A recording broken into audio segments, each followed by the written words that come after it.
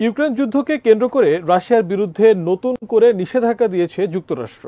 নিষেধাজ্ঞায় Moscow এক্সচেঞ্জের ওপর বিধিনিষেধ দেয় ওয়াশিংটন। এর প্রতিক্রিয়ায় পাল্টা পদক্ষেপ নিতে এক মুহূর্তও দেরি করেনি রাশিয়া। এবার ডলার ইউরোর বিরুদ্ধে কঠোর পদক্ষেপ নিয়েছে রুশ প্রেসিডেন্ট ভ্লাদিমির পুতিন। কি সেই পদক্ষেপ? বিস্তারিত শেখ ফরিদের রিপোর্টে।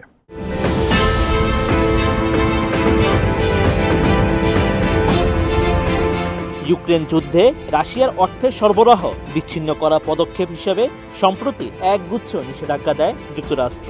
এই নিষেধাজ্ঞার তাৎক্ষণিক জবাব দিয়েছে রাশিয়া। ডলার ও ইউরো লেনদেন বন্ধ করে দিয়েছে রাশিয়ার প্রধান শেয়ার ও মুদ্রা বাজার মস্কো এক্সচেঞ্জ।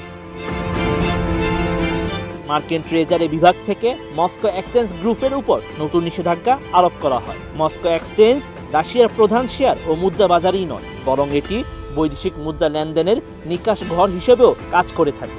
এই কারণে এবারে মার্কিন নিষেধাজ্ঞাকে একটি বড় আর্থিক শাস্তি হিসেবে দেখছেন বিশেষজ্ঞরা।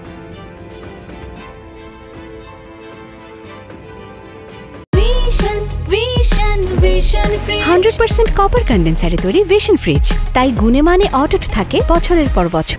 মার্কিন এই নিষেধাজ্ঞা দেওয়ার পরই এক বিবৃতিতে রাশিয়ার কেন্দ্রীয় ব্যাংক বলেছে, মস্কো এক্সচেঞ্জ গ্রুপের বিপক্ষে নেওয়া যুক্তরাষ্ট্রের নিয়ন্ত্রণমূলক পদক্ষেপের কারণে মার্কিন ডলার ও ইউরো ভিত্তিক সম্পদের লেনদেন ও নিষ্পত্তি স্থগিত থাকবে। তবে যে কোনো কোম্পানি বা ব্যক্তি রাশিয়ার ব্যাংকের মাধ্যমে মার্কিন ডলার ও ইউরো কিনতে বা বিক্রি করতে পারবে। সোভিয়েত আমলে মুদ্রা লেনদেনে কালো বাজারের ব্যাপক প্রভাব ছিল।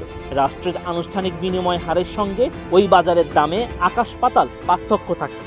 সোভিয়েত ইউনিয়নের পতনের পরে 3 দশকে রুশ মুদ্রা রুবলের বহু অবমূল্যায়ন হয়েছে। এই নিয়ে এক ধরনের ভয় রয়েছে রুশ সমাজে।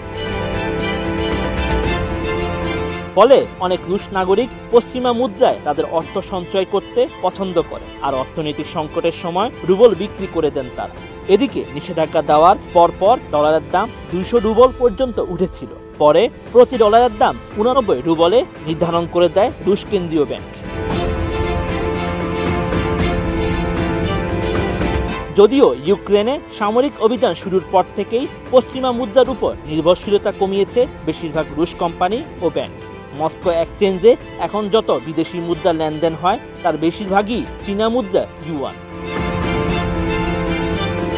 Sheikh Farid, ATN news.